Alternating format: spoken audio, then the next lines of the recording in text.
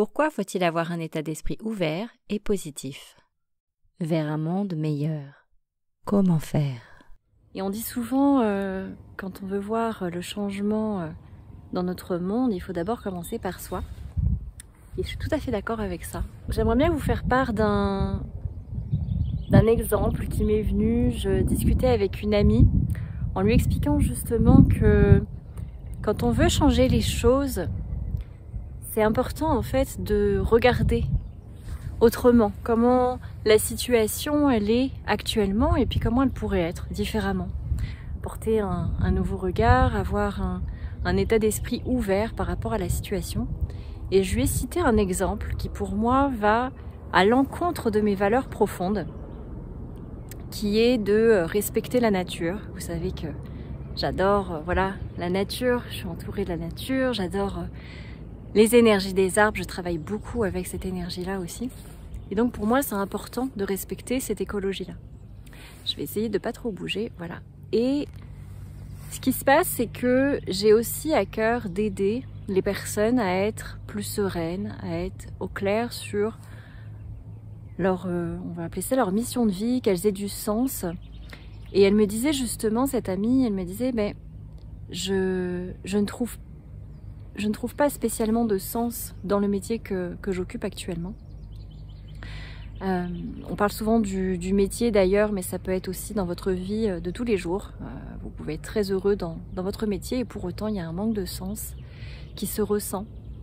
Et donc moi j'aide à retrouver ce sens. Je m'appelle Sarah Galvan, je suis guide en développement personnel, photographe et créatrice de méditation guidée. Vous pouvez d'ailleurs sur cette chaîne retrouver beaucoup de méditations guidées pour vous apprendre à vous recentrer, à regagner de l'énergie positive et des pensées joyeuses, des pensées d'amour envers vous-même, puisque tout commence selon moi par nous, par notre être profond, prendre soin de soi, pour qu'après ça rejaillisse sur les autres, sur le monde qui nous entoure. J'accompagne aussi des personnes, que ce soit en individuel ou en collectif, au travers de séjours en immersion.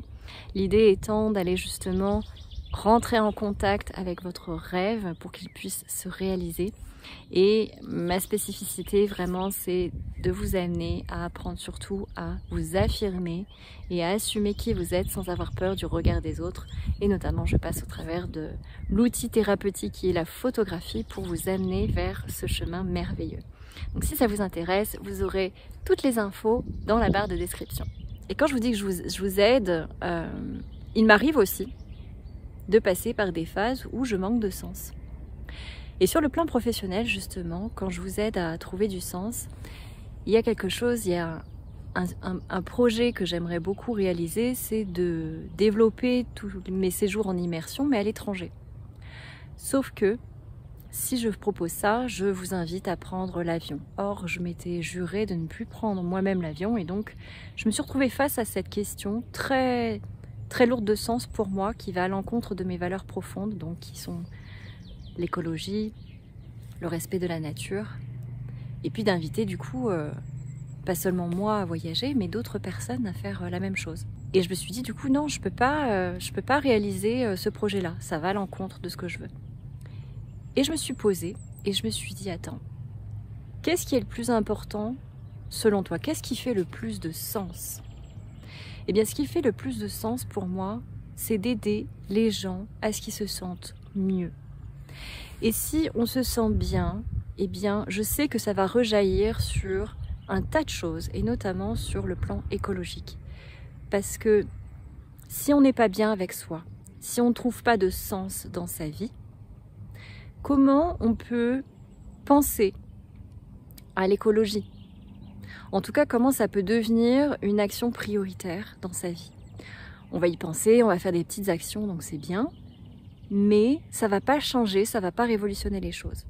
Donc moi je me suis posée, je me suis dit, ma mission, ce que j'adore faire, là où je prends vraiment du plaisir et là où j'ai du sens, ce qui nourrit du sens dans ma vie, c'est d'aider les personnes justement à se recentrer, à savoir ce qui est vraiment profondément important pour elles. Et je sais que ça va rejaillir sur le côté écologique parce qu'on n'attire pas n'importe qui à soi. Donc je sais dorénavant je sais déjà que si vous venez à ces séjours en immersion, que si vous voilà, prenez des accompagnements avec moi, c'est parce que il y aura forcément le côté écologique où vous allez être touché également, parce que j'en parle énormément et toutes mes sessions ont lieu en extérieur. Voilà, donc ça fait partie intégrante de ce que je propose en fait.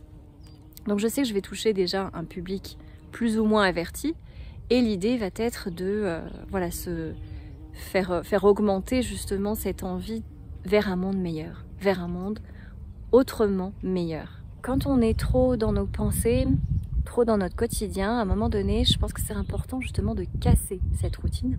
Et c'est pour ça que c'est aussi important pour moi de développer ces séjours en immersion à l'étranger. Parce que je sais que pour beaucoup d'entre vous, c'est compliqué de partir à l'étranger. C'est compliqué de sortir de chez soi.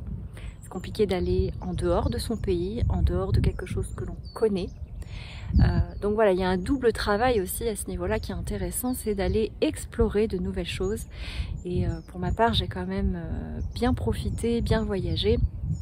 Et le voyage permet vraiment de grandir, d'explorer d'énormes parts de soi que l'on ne connaît pas, d'aller au-delà de nos peurs, d'aller vers des choses vers lesquelles on ne serait jamais allé, d'aller explorer quelque chose de nouveau, quelque chose limite qui vous fait peur.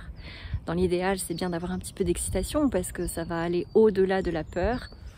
Mais ça, j'en parle dans d'autres vidéos sur comment surmonter vos peurs.